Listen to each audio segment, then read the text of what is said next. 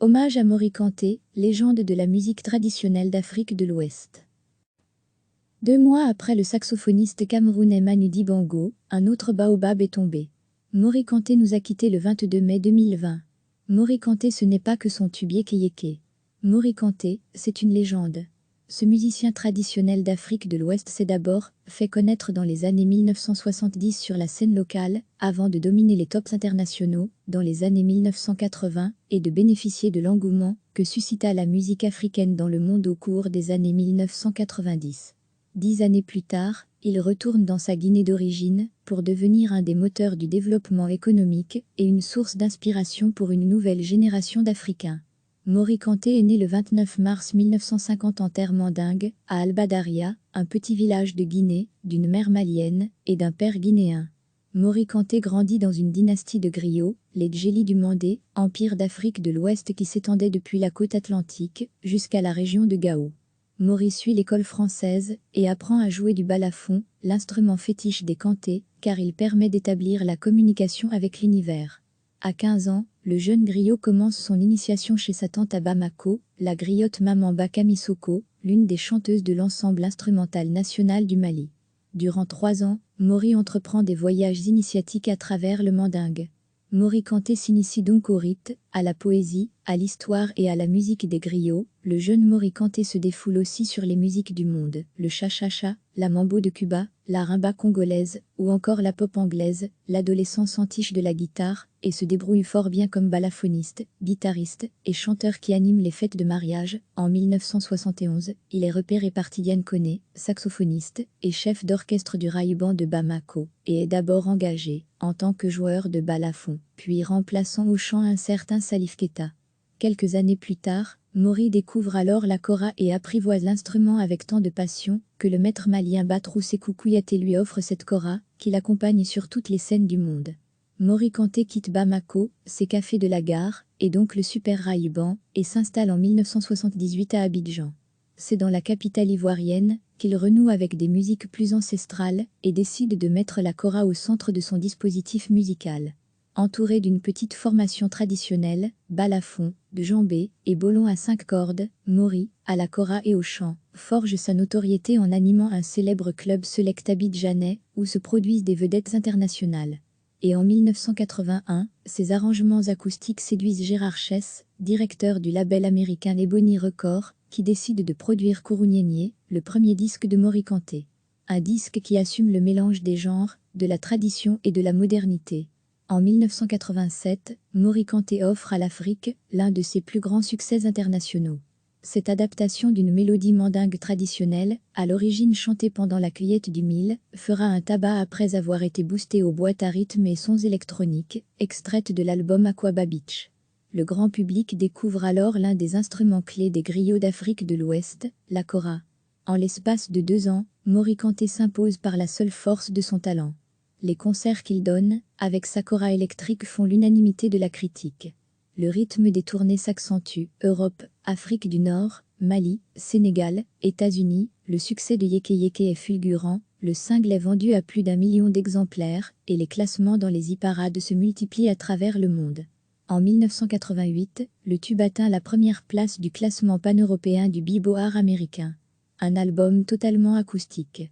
Entouré d'une dizaine de musiciens et de choristes, Mori Kanté joue de sa kora magique et revient à la source de son inspiration, l'art des griots mandingues.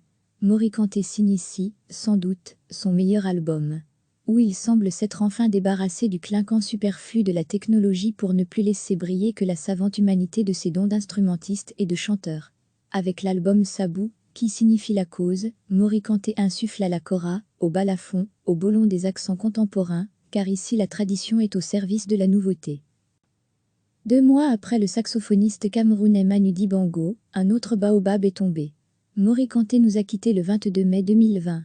Mori Kanté, ce n'est pas que son tube Yéké Yéké. Mori Kanté, c'est une légende.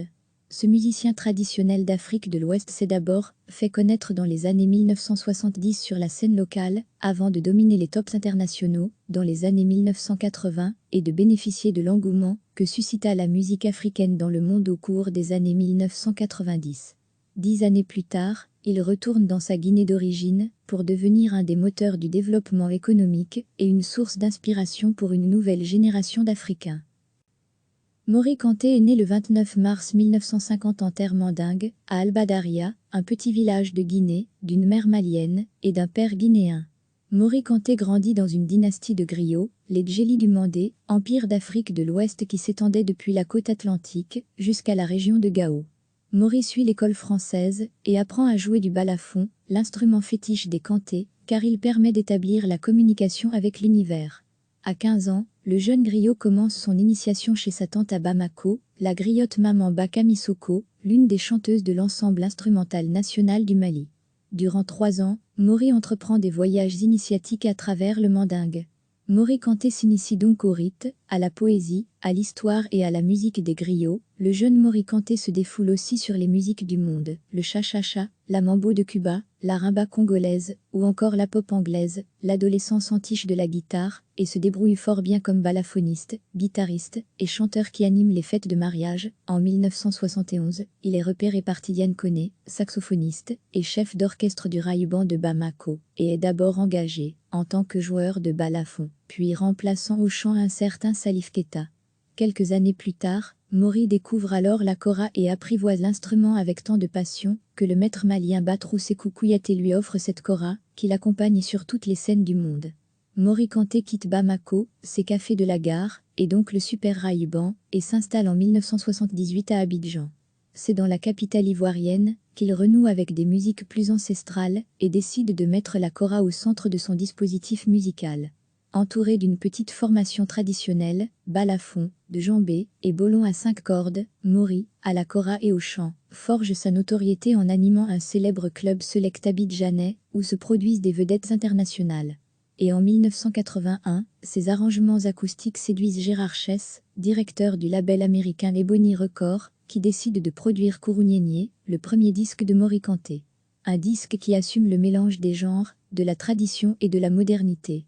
En 1987, Mori Kanté offre à l'Afrique l'un de ses plus grands succès internationaux.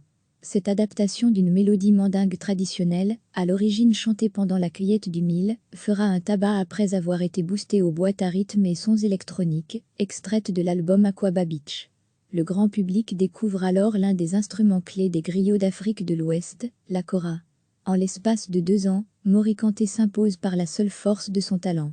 Les concerts qu'il donne, avec sa kora électrique, font l'unanimité de la critique.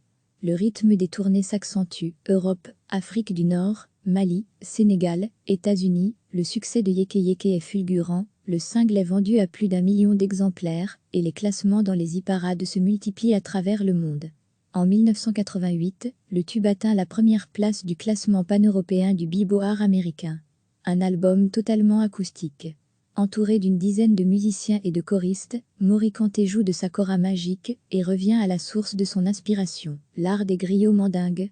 Mori Kanté s'initie, sans doute, son meilleur album, où il semble s'être enfin débarrassé du clinquant superflu de la technologie pour ne plus laisser briller que la savante humanité de ses dons d'instrumentiste et de chanteur. Avec l'album Sabou, qui signifie la cause, Mori Kanté insuffle à la kora, au balafon, au bolon des accents contemporains, car ici la tradition est au service de la nouveauté. Cliquez sur s'abonner pour recevoir les dernières nouvelles.